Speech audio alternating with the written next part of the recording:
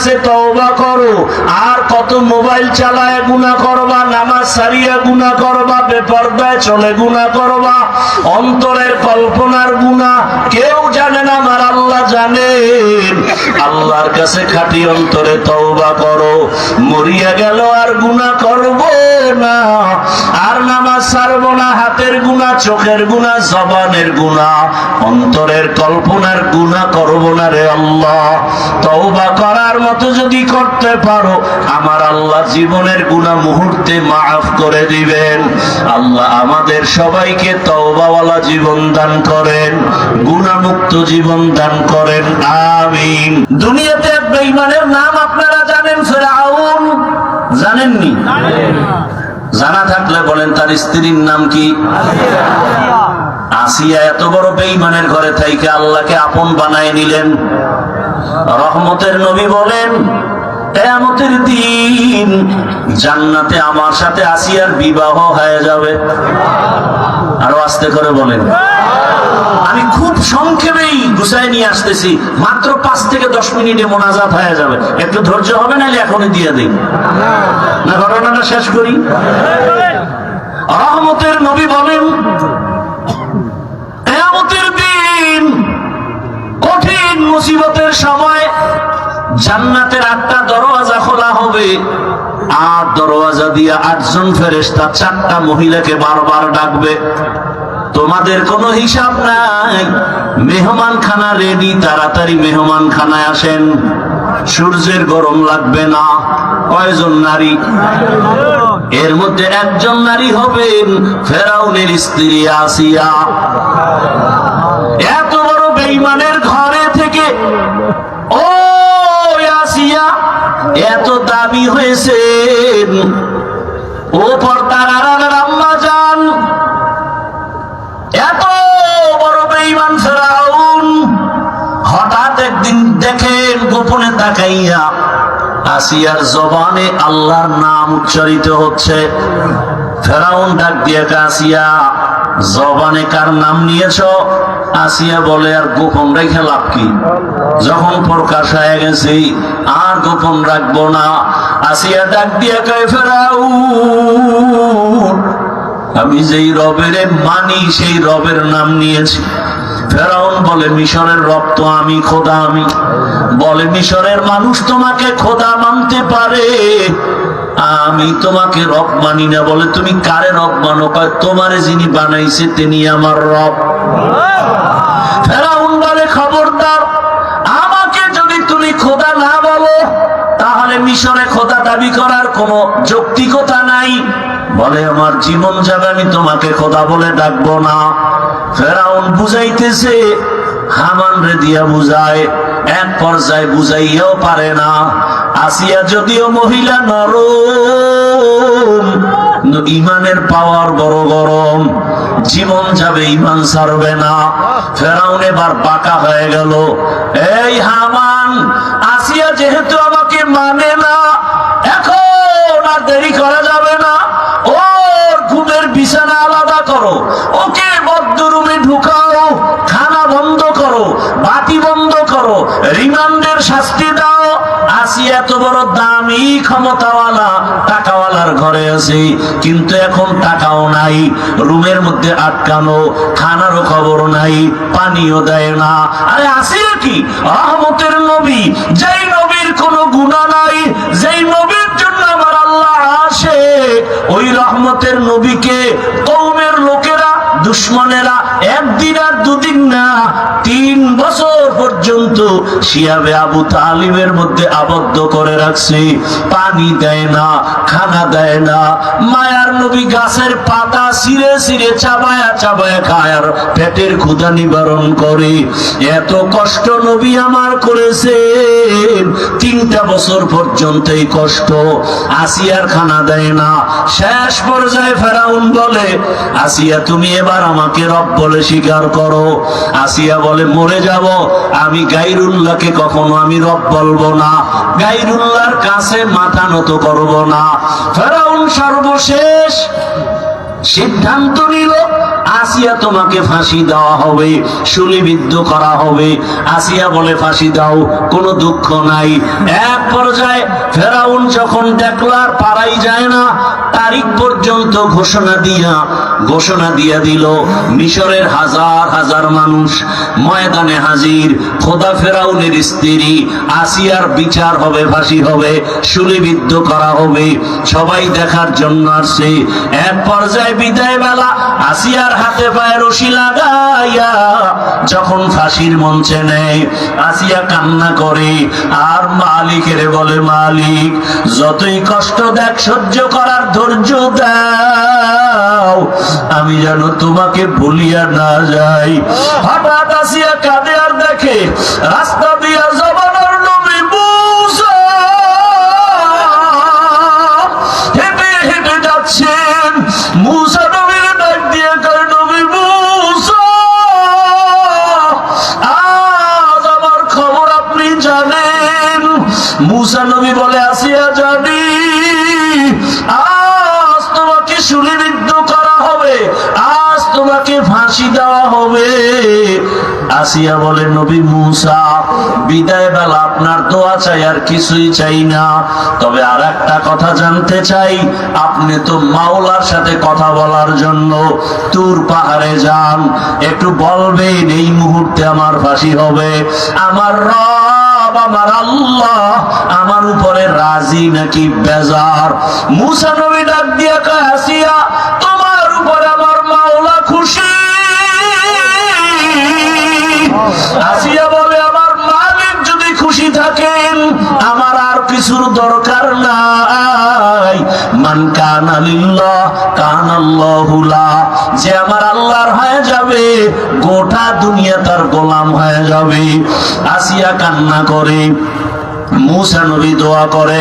মূসা নবী এই কথা বলা মাত্র আসিয়া আর দেরি না করে আসমানের দিকে দুটো হাত উঠাইয়া একটা দোয়া করা শুরু করলো। আল্লাহর কোরআন বলে, ক্বালাত রাব্বি ইবনি লি ইনদাকা বাইতান ফিল জান্নাহ। আসিয়া চিৎকার মেরে কয়, হে মালিক, এত বড় বেঈমানের ঘরে থাকিয়া, এত বড় টাকাওয়ালার ঘরে থাকিয়া আমার খানাও পাই নাই, বিছানাও পাই নাই, তোমাকে পাওয়ার আশায় আমার খানা বন্ধ, ঘুম বন্ধ, বিছানা বন্ধ। বিদায় বেলা তোমার কাছে একটা দাবি, আমি আসিয়ার জন্য তোমার পাশে জান্নাতে আমার জন্য একটা ঘর বানাইয়া দাও, যেই ঘরে আমি জীবন যাপন করব। ও আল্লাহ, আমার বিদায় বেলা দাবি তোমার পাশে জান্নাতে একটা ঘর বানায় দাও। আসিয়া মোনাজাত দিয়া ফাঁসির মঞ্চের দিকে আগায়। হঠাৎ করে আবার তাকাইলো, তাকাইয়া আসিয়ার কান্না বন্ধ। এবার আসিয়া মুস্কি হাসি দিয়েছে। ফেরাউন বলে, আসিয়া বিপদের সময় কান্না বন্ধ করে আবার হাসি দিলা কেন? আসিয়া কয়, রে ফেরাউন, তুই জানো না তোর সে চক্ষু নাই? আল্লাহ তাআলা আমার অন্তর চক্ষু খুলে দিয়েছেন। আমি এই মাত্র যে মালিকের কাছে চাইছি জান্নাতে ঘর, ওই ঘরের ছবি তাকাইয়া তাকাইয়া দেখতেছি ওই জান্নাতের ঘর দেখা যায়, লক্ষ লক্ষ ফেরেশতা আসমানে দেখতেছি। আমার রূহটা জান্নাতে নিবে মালিকের মোলাকাতের জন্য। আমার এখন দুনিয়া ভালো লাগে না, এখন আমার ঘুম ভালো লাগে না, আমি আবার ওই মাওলার পাগল। আমাকে তাড়াতাড়ি ফাঁসি দাও, মরণের পর্দাটা ভেদ করতে পারলে আমার আসল মালিকের আমি পেয়ে যাব, আমার রূহ জান্নাতে যাবে, আমার মালিকের সাথে মোলাকাত হবে। ও আল্লাহর বান্দারা, মাওলার আশিক হতে পারলা না, পাগল তো আসলে ঠিকই হইলা, টাকার পাগল, বাড়ির পাগল, ক্ষমতার পাগল।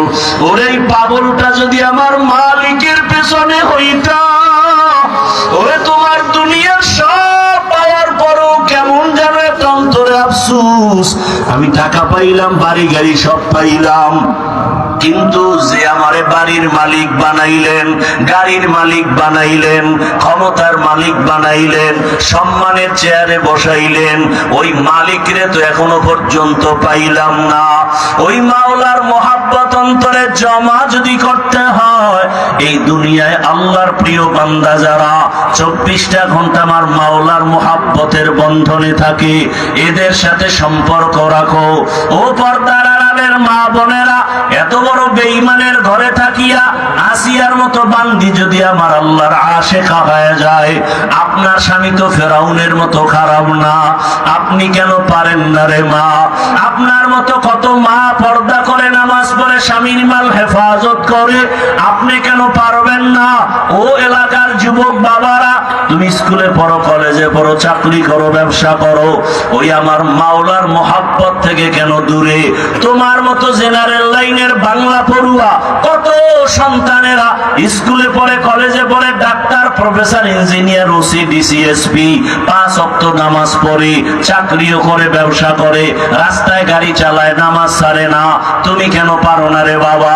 এখনো সময় আছে, তওবা করে নাও, আল্লাহর কাছে তওবা করো। জীবনে তো মনের আশা পূরণ করিয়া, মনের আশা পুরে এত গুনাহ কম করো নাই। মনে চাইছে দাড়ি রাখবা না রাখো নাই, মনে চাইছে পর্দা করো বা না করো নাই, মনে আশা আসছে পার্কে যাবা দৌড়ায় গেছো, মনে আশা আসছে তুমি সারা রাত মোবাইলে গুনাহ করো বা করেছো। এরে আল্লাহর বান্দারা, দুনিয়ার কেউ জানে না তুমি আমি কত বড় গুনাহগার। যদি জানতো কেউ, তোমাকে আমাকে মোহাব্বতের নজরে দেখতো না। আমার আল্লাহ বলে, বান্দা তুই রাতের বেলা হাতের দ্বারা কত গুনাহ করেছো, চোখের কেউ না দেখলো, আমি আল্লাহ দেখেছি। আমি আল্লাহ দেখার পরে তোর উপরে রাগ করি নাই, আমি আল্লাহ ডাকতে থাকি বারবার, আয় বান্দা তওবা কর। কোন দিকে যাও? আমার দরজা ছাড়িয়া যেদিকেই যাবি সেদিকেই জাহান্নাম ছাড়া কিছু নাই। আমি আল্লাহ রহমতের দরজা খুলে রাখলাম। জীবনের গুনার কথা স্মরণ করে যদি বলো, আল্লাহ আমি তোমার জীবনের গুনাহ মাফ করে দিব। ও আমার যুবক, আমার মাওলাকে অন্তর দিয়া মনে মনে ডাকো আর বলো, হে মালিক, জীবনে তো কম গুনাহ করি নাই, গুনার কারণে আমার হাত না পাক, আমার চোখ না পাক, আমার জিহ্বা না পাক, আমার অন্তর না পাক। আজকে থেকে তওবা করে নিলাম, আর গুনাহ করব না, নামাজ ছাড়বো না, দাড়ি কাটবো না, আর কোনোদিন বেপরদায় চলবো না। মা বাবার দোয়া নিয়ে, শিক্ষকের দোয়া নিয়া, ওলামায়ে কেরামের দোয়া পরামর্শ নিয়া, নবীর আদর্শ মেনে চলবো। কারণ মা বাবার দোয়া জীবনের সফলতার চাবি, ওস্তাদের দোয়া জীবনের সফলতার চাবি, ওলামায়ে কেরামের নেক দোয়া জীবনের সফলতার চাবি। ওই মা বাবার চোখের পানি আর দোয়া ছাড়া চেয়ারে বসতে পারি না রে যুবক। ওই মা বাবা জীবন ভর না খাইয়া তোমাকে আমাকে বড় বানাইছেন। ওই মা বাবার আজকে এখানে এমন বান্দা আছো, মা বাবার সাদা কাপড়ের প্যাকেট বানাইয়া কবরে রেখে আসছো। ওই মা বাবা দোয়ার অপেক্ষায় বসে আছি। যেই মা বাবা তোমার আমার জন্য এত চোখের পানি ফেলছে, ওই মা বাবার জন্য কি তুমি আমি এক ফোঁটা চোখের পানি ফেলতে পারি না? এমন একটা রাত নাই যে মা টেলিফোন করে নাই, বাবায় টেলিফোন করে নাই, বারবার খবর নেয়, বাবা তোর শরীরের কি খবর, কখন খানা খেয়েছো, কখন ঘুমাইবা। আজকে যার বাবা নাই তাকে খবর নেওয়ার কেউ নাই, যার মা নাই তারে টেলিফোন করার কেউ নাই। ওই বান্দা বড় কষ্টের ভিতরে দিন কাটায়। ঈদের দিন সবাই আনন্দ করে, সন্তান ইয়েতিমের অন্তরে আনন্দ নাই। ওরে বাবায় যদি অসুস্থ বিছানায় থাকে, তারপরও সন্তানের কলিজাটা বড় থাকে, মনে হয় একটা গাছের ছায়ায় বসে আছি। আর যার বাবা নাই তার কলিজা বড় ভাঙ্গা। ওটা তাকায়, বাবে তাকায়, ছেলে মেয়ে যাই পায়, কিন্তু হঠাৎ করে একটা নিঃশ্বাস ফেলে আফসোস করে, আর আমার বাবাই কই, আমার মা কই। ও আমার কলিজার যুবকেরা, যার মা বাবা বেঁচে আছে, এখনো পারলে সময় পাই জীবনে পাইবা না। ওরে যার মা নাই তাকে জিজ্ঞেস করো মা কত বড় রত্ন। ওই সন্তানটা কান্না করে মা নাই বাবা নাই। তোমার মা বাবা বেঁচে থাকলে দোয়া নিও। বাবার কাছে গিয়া যদি বলো বাবা বেয়াদবি করেছি মাফ করে দাও, বাবায় দোয়া করবে, আল্লাহর আদালতে কবুল হয়ে যাবে। ঘরে গিয়া যদি মাকে পাও বলিও মা জীবনে কত বেয়াদবি করেছি, আজকে কোরআনের বাগানে কত যুবকের চোখে পানি, আমার উপরে আল্লাহ বেজার গুনার কারণে চোখে পানি নাই। মা তোমার সাথে বেয়াদবি করেছি, মাঝে মাঝে এমন বেয়াদবি করেছি তুমি গোপনে কান্না করেছো, আজকে আসি তওবা করে আর বেয়াদবি করবো না। তুমি আমার মাথায় হাতটা দিয়ে দোয়া করিয়ে দাও। মাকে যদি বলতে পারো দেখবো মায়ের চোখে পানি, মা ডাকিয়া বলবে বাবা মাথায় হাতটা দিয়ে ডাকবে ও আরশে আজিমের মালিক, আমার কলিজার সন্তানটাকে কবুল করে নাও।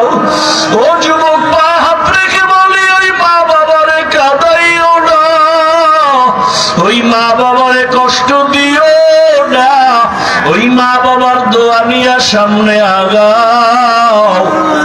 শিক্ষকের সাথে যদি বেয়াদবি করে থাকো, ও ছাত্র বাবারা গোপনে গিয়া খবর নিয়ে ক্ষমা চাইয়া নাও। আলেমের সাথে যদি বেয়াদবি করে থাকো, গোপনে গিয়া ক্ষমা চাইও। দুনিয়া কিছুই না রে বাবা, কখন মরণ হবে জানা নাই। আরে হঠাৎ করে অসুস্থ, হঠাৎ করে বুকে ব্যথা, মানুষ ধর ধর করিয়া দেখবে আর বেঁচে নাই। ওরে আল্লাহর বান্দারা, এখনো কি মনের আশা পূরণ হয় নাই? এখনো কি গুনাহ করতে মনে চায়?